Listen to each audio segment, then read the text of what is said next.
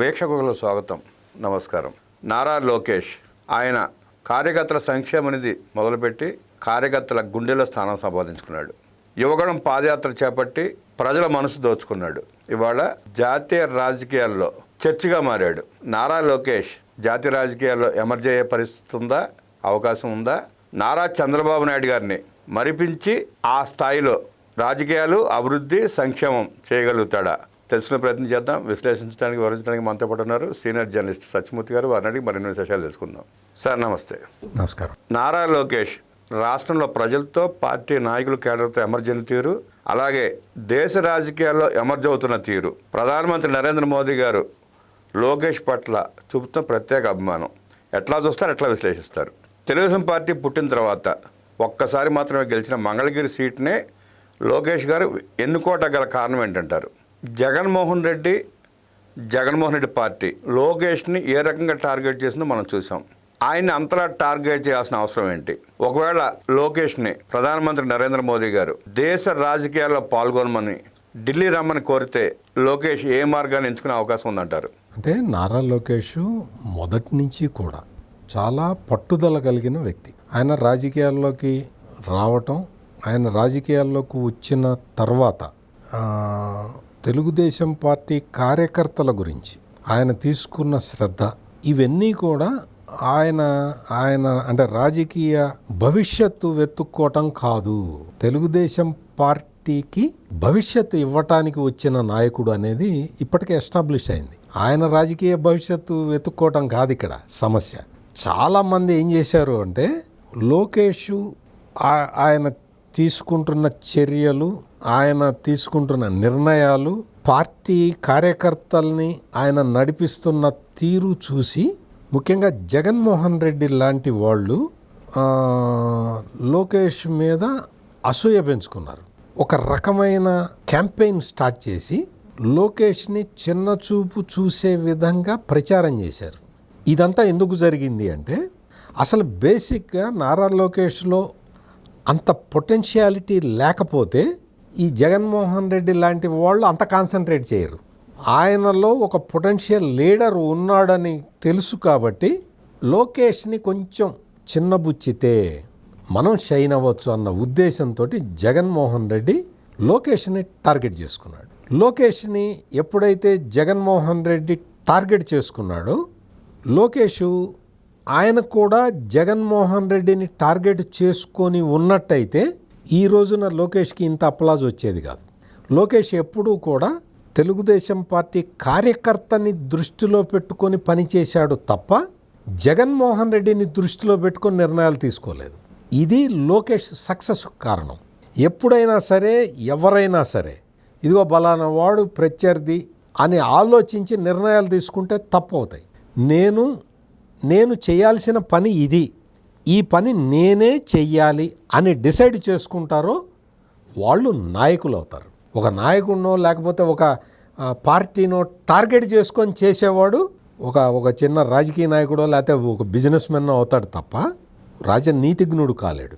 Lokesh target పెట్టుకొని party కోసం కష్టపడుతున్న కార్యకర్తల్ని కాపాడటం నా ప్రథమ కర్తవ్యం అనుకొని రంగంలో దిగాడు కాబట్టి ఈ రోజున లోకేష్ ఇంత షార్ట్ స్పాన్లో ఇంత పురోభివృద్ధి సాధించి నారా లోకేష్ రాజకీయ జీవితము చాలా అంటే టఫ్ సిచ్యుయేషన్లలో మొదలుపెట్టాడు. మీరు అనొచ్చు అదేంటండి ఎమ్మెల్సీగా చేసి మంత్రిగా చేశాడు కదా అనుకోవచ్చు. దానికి కూడా సమాధానం చెప్తాను నేను. ఒక టఫ్ కాన్స్టిట్యున్సీని అంటే మంగళగిరి లాంటి కాన్స్టిట్యున్సీని, మంగళగిరిలో తెలుగుదేశం పార్టీ పుట్టిన తర్వాత 1985లో తప్ప ఎప్పుడు గెలవాలి, అటువంటి నియోజకవర్గాన్ని సెలెక్ట్ చేసుకోవటం అనేది చాలా it is a tough decision. ఎప్పుడూ గెలవని నియోజకవర్గంలో నా పార్టీని నేను గెలిపించాలి అని తీసుకోవటం ఇట్ ఈజ్ ఎ ఛాలెంజ్.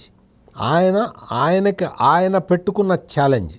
ఆయన బలానా సీటు కావాలి, ఈ సేఫ్ సీట్ ఇది, ఏదో చంద్రగిరో లేకపోతే చిత్తూరు జిల్లాలో ఏదన్నా సీటో ఇది నాకు అది కావాలి అని పార్టీకి ప్రతిపాదన పంపిస్తే పార్టీలో ఎవరు కూడా కాదనే వీలుండదు కదా. కానీ ఆయన కావాలని ఒక టఫ్ కాన్స్టిట్యున్సీని సెలెక్ట్ చేసుకుంటే అందులో ఓడిపోయాడు ఆయన మొదటిసారి ఓడిపోయిన తర్వాత ఎవరైనా సరే డిస్టర్బ్ అయిపోయి ఆ కాన్స్టిట్యున్సీని వదిలేసి వెళ్ళిపోతారు, ఎందుకంటే వేరియస్ ఆప్షన్స్ ఉంటాయి కాబట్టి. కానీ నారా లోకేష్ నో, మంగళగిరి ప్రజలకే నేను సేవ చేస్తాను, నేను మంగళగిరిలోనే ఉంటాను, మంగళగిరిలో సమస్యలు తీర్చటమే నా ప్రథమ కర్తవ్యం అన్న ఉద్దేశంతో అక్కడే ఉండి కార్యకర్తల్ని కూడగట్టుకొని కార్యకర్తల్లో గుండె ధైర్యాన్ని నింపి జగన్మోహన్ రెడ్డి ఏం చేశాడు తెలుసా? మంగళగిరి నియోజకవర్గంలో కీలకమైన తెలుగుదేశం పార్టీ నాయకులందరినీ తన పార్టీలోకి చేర్చుకున్నాడు. వాళ్ళందరికీ ఏదో లాలూచి చూపించాడు, వాళ్ళతోటి లాలూచి పడ్డాడు, వాళ్ళకేదో ఒక ఇది చూపించాడు. మంగళగిరి తెలుగుదేశం పార్టీలో కీలకంగా ఉన్న వ్యక్తులందరినీ జగన్మోహన్ రెడ్డి లాగేశాడు. అయినా లోకేష్ తొణకలేదు, బెణకలేదు. నాయకులు కాదు, నాకు కావాల్సింది కార్యకర్తలు అని నమ్మాడు కాబట్టి మంగళగిరిలోనే ఉన్నాడు. ఆ తర్వాత దాదాపుగా అదంతా మనకు తెలిసిందే, 90,000 పైన మెజార్టీతో ఆయన గెలిచాడు నియోజకవర్గం నుంచి. మంగళగిరిలో ఆయన గెలిచిన దగ్గర నుంచి ఆయన గెలిచాడు, తర్వాత మంత్రి అయ్యాడు. ఏ కార్యక్రమం చేసినా, అంటే మీకు చిన్న ఉదాహరణ చెప్తా. ఈ పెన్షన్లు పంపిణీ పేదల సేవలో కార్యక్రమం చేస్తారు కదా, ఆ కార్యక్రమం ప్రారంభించేటప్పుడు మంగళగిరిలో ఆ పేదల సేవలో కార్యక్రమం పెడితే ముఖ్యమంత్రి చంద్రబాబు నాయుడు వచ్చి మంగళగిరి ప్రజలతోటి ఏం చెప్పాడు తెలుసా? మీ ఎమ్మెల్యే జాగ్రత్త సరిగ్గా పనిచేస్తున్నాడా అని అడిగాడు. ఏ ముఖ్యమంత్రి కూడా తన మంత్రివర్గంలో సహచరుడు స్థానిక ఎమ్మెల్యేని పట్టుకొని ఈ ఎమ్మెల్యే కరెక్ట్గా పని చేస్తున్నాడా లేదా అని ప్రజల్ని అడగడు. అందరూ భయపడతారు, అంటే లీడర్ కూడా భయపడతాడు. ఎందుకంటే పొరపాటున ఎవరన్నా లేచి సరిగ్గా చేయట్లేదండి అంటే ఎంత ప్రమాదం. అటువంటి బెరుకు లేకుండా పార్టీ నాయకుడు అడగటం, ప్రజలందరూ ముక్త కంఠంతో లోకేష్ కరెక్ట్గా చేస్తున్నాడని చెప్పటం, దానికి సమాధానంగా లోకేష్ ఏం సమాధానం చెప్పాడు అంటే, అది నా బాధ్యత అండి, నాకు లోకల్ స్థానిక ఎమ్మెల్యేగా నా బాధ్యత, నేను ఇంకా కష్టపడి పనిచేస్తాను అని ఆయన చెప్పటం. అంటే ఇవన్నీ కూడా ఏంటి అంటే మామూలుగా ఏదో ఒక అంటే గాలిలో కొట్టుకొచ్చిన నాయకుడైతే ఇటువంటి పనులు చేయలేడు. ఇవన్నీ చేయటం ఒక ఎత్తు, జగన్మోహన్ రెడ్డి లాంటి ఒక నియంత పాలనకి వ్యతిరేకంగా యువగళం పాదయాత్ర చేయటం ఇంకొక ఎత్తు. ప్రశ్నించటం మర్చిపోయిన ప్రజలకి ప్రశ్నించటం నేర్పాడు నారాలో. ఇవన్నీ చూసిన తర్వాత ప్రధాని నరేంద్ర మోడీ లాంటి ఒక జాతీయ స్థాయి నాయకుడు, ఆయన ఈజ్ నెంబర్ 1 కదా, 3వ ప్రధానమంత్రి అయిన వ్యక్తి లోకేష్ నువ్వు నా దగ్గరికి ఫ్రీక్వెంట్గా వస్తూ ఉండాలి అని చెప్పటం, ఇవన్నీ మనం చూసాం. ఈ రోజున బీహార్లో అసెంబ్లీ ఎన్నికలు జరిగితే నారా లోకేష్ ప్రచారానికి వెళ్ళాడు. అక్కడికి వెళ్ళినప్పుడు ఆ సందర్భంగా ఆయన హిందీలో మాట్లాడిన తీరు చూసి ఎన్డీఏ లీడర్లు, అక్కడ స్థానికంగా ఉన్నవాళ్ళు కూడా వాళ్ళు చాలా ముచ్చటపడ్డారు. ఒక సౌత్ నుంచి ఒక లీడర్ వెళ్ళి వాళ్ళ భాషలో వాళ్ళకి సమాధానం చెప్తూ ఉంటే, మరి ముఖ్యంగా నాలాంటి వాడు కూడా లోకేష్ని అప్రిషియేట్ ఎక్కడ చేశాడు అంటే అక్కడికి వెళ్ళి ప్రెస్ కాన్ఫరెన్స్ పెట్టాడు, ప్రెస్తో మాట్లాడాడు. అంటే ప్రెస్ వాళ్ళతోటి, అది నార్త్ ఇండియా ప్రెస్ వాళ్ళు ఎట్లా ఉంటారో నాకు బాగా తెలుసు. ఒక జర్నలిస్ట్గా నాకు అక్కడ వాళ్ళు ఎంత రఫ్గా ఉంటారో కూడా తెలుసు, అక్కడ జర్నలిస్టులు. అటువంటిది పాట్నాలో, అంటే బీహార్లో, అంటే బీహార్ రాష్ట్రం ఎట్లా ఉంటుందో మనకు తెలుసు కదా, అటువంటి ప్లేస్కి వెళ్ళి ప్రెస్ కాన్ఫరెన్స్ పెట్టి విలేకరులు అడిగిన ప్రశ్నలకి సమాధానం చెప్పాడు లోకేష్. ఇది మొత్తం జాతీయ మీడియా మొత్తం గమనించింది, మొత్తం నేషనల్ మీడియా మొత్తం లోకేష్ సమాధానాలు చెబుతున్న విధానాన్ని పరిశీలించింది. ఇతనిలో ఒక జాతీయ స్థాయి నాయకుడు కాగల పొటెన్షియల్ లక్షణాలు, క్వాలిటీలు ఈయనలో ఉన్నాయి అని జాతీయ మీడియా గుర్తించింది. అందుకనే ఈరోజు నితీష్ కుమార్ ప్రమాణ స్వీకారంలో ఈయన పార్టిసిపేట్ చేసి ఈయన స్పెషల్ అట్రాక్షన్ అయ్యాడు. మీరు చెప్పినట్టు చంద్రబాబు నాయుడుకి ఇవేమీ కొత్త కాదు. ఆయన జాతీయ స్థాయిలో చక్రం తిప్పిన వ్యక్తి. ఆయన ప్రైమ్ మినిస్టర్లని సెలెక్ట్ చేశాడు, రాష్ట్రపతులని సెలెక్ట్ చేశాడు. ఆయన జాతీయ స్థాయి పాలిటిక్స్లో చక్రం తిప్పిన వ్యక్తి. అందుకని చంద్రబాబు నాయుడుకి ఇవేమీ కొత్త కాదు. కానీ నారా లోకేష్ అంటే ఆ స్థాయిలో నేను కూడా నేషనల్ పాలిటిక్స్లో కీ రోల్ ప్లే చేయగలను అని మాటలతో చెప్పటం కాకుండా చేతల్లో నిరూపించాడు. అందుకని ఈరోజు పాట్నాలో ఎన్డీఏ లీడర్లు అందరూ వచ్చి లోకేష్ తోటి స్పెషల్ ఇంటరాక్షను అవన్నీ చేశారు.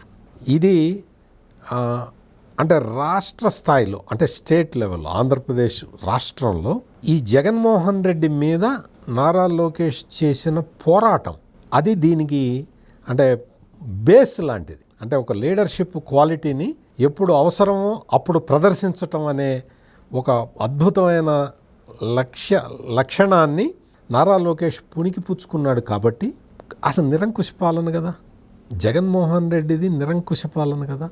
మరి అటువంటి నిరంకుశ పాలన నుంచి రాష్ట్రాన్ని విముక్తి చేయాలి అంటే ఎంత ప్రాణాలకి తెగించి పోరాడాలి కదా.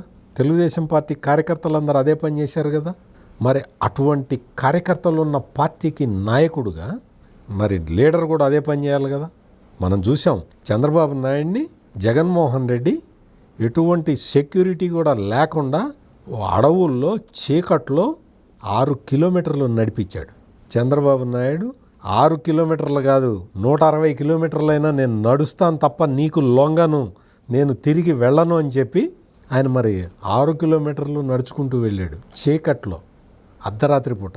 అంత టార్చర్ పెట్టి, అంటే చంద్రబాబు నాయుడు లాంటి వ్యక్తినే అంత టార్చర్ పెట్టిన వ్యక్తి జగన్మోహన్ రెడ్డి మరి నారా లోకేష్ని ఎంత చేసి ఉంటాడు. ఆయన పాదయాత్ర చేసుకుంటుంటే ఎన్ని చోట్ల పెట్రోల్ బాంబులు, బాటిల్లో పెట్రోల్ నింపి అందులో మేకులు ఉంటాయి కదా, ఆ మేకులేసి అవి విసిరేశారు. అంటే అది పగిలితే మేకులు గుచ్చుకుంటాయి, పెట్రోల్ పడుతుంది, వాడు ఎక్కడ ఆగిపుల్ల గీసేసినా కానీ పెద్ద ప్రమాదం జరుగుతుంది. అటువంటి దాడులు చేశారు యువగళం పాదయాత్ర మీద. అటువంటి దాడులన్నీ ఎదుర్కొన్నాడు. ఈరోజు ఒక జాతీయ స్థాయి నాయకులందరూ కూడా గుర్తించే స్థాయికి నారా లోకేష్ ఎదిగాడు. ఇది దీంతోపాటు కొంచెం అంటే రాజకీయాలు కూడా చెప్పాలి కాబట్టి జగన్మోహన్ రెడ్డి నువ్వు కూడా లోకేష్ని చూసి నేర్చుకోవాల్సింది చాలా ఉంది. ఫస్ట్ నువ్వు నేర్చుకోవాల్సింది ఏంటో తెలుసా?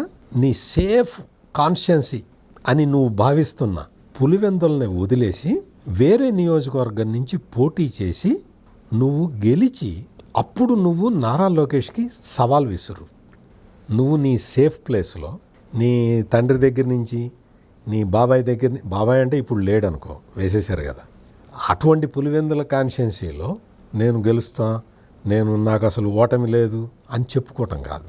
నువ్వు ఒక కాన్షియన్సీ, టఫ్ కాన్షియన్సీ, ఇప్పటి వరకు నీ పార్టీ గెలవని కాన్షియన్సీ ఒకటి, అది సెలెక్ట్ చేసుకొని ఈసారి అసెంబ్లీ ఎన్నికల్లో ఆ నియోజకవర్గం నుంచి పోటీ చేసి అందులో గెలిచి అప్పుడు నువ్వు నారా లోకేష్కి సవాల్ చేయి. నువ్వు మంగళగిరిలో గెలిచావు కదా, నేను ఇదిగో నా పార్టీ గెలవని నియోజకవర్గంలో నేను గెలిచాను అని అప్పుడు సవాల్ చేయి. అంతేగాని నువ్వు పులివెందుల్లో పోటీ చేసి నేను గెలుస్తా అని చెప్పటం కాదు. ఇది జగన్మోహన్ రెడ్డి లోకేష్ నుంచి నేర్చుకోవాల్సిన పాఠం. నారా లోకేష్ రాజకీయ ప్రస్థానం గురించి, ఆయన ప్రతి సందర్భంలో కార్యకర్తలు ప్రజలతో ఎమర్జ్ అవుతూ మంత్రిగా ప్రమాణ స్వీకారం చేసిన తర్వాత అలుపెరగని కృషి చేస్తూ పరిశ్రమలు తీసుకొస్తూ ఆయన చూపుతున్న రాజనీతిని, అలాగే దేశ రాజకీయాలు ఎమర్జ్ అవుతున్న తీరుని అద్భుతంగా విశ్లేషించిన సత్యమూర్తి గారికి ధన్యవాదాలు తెలియజేస్తూ నమస్కారం.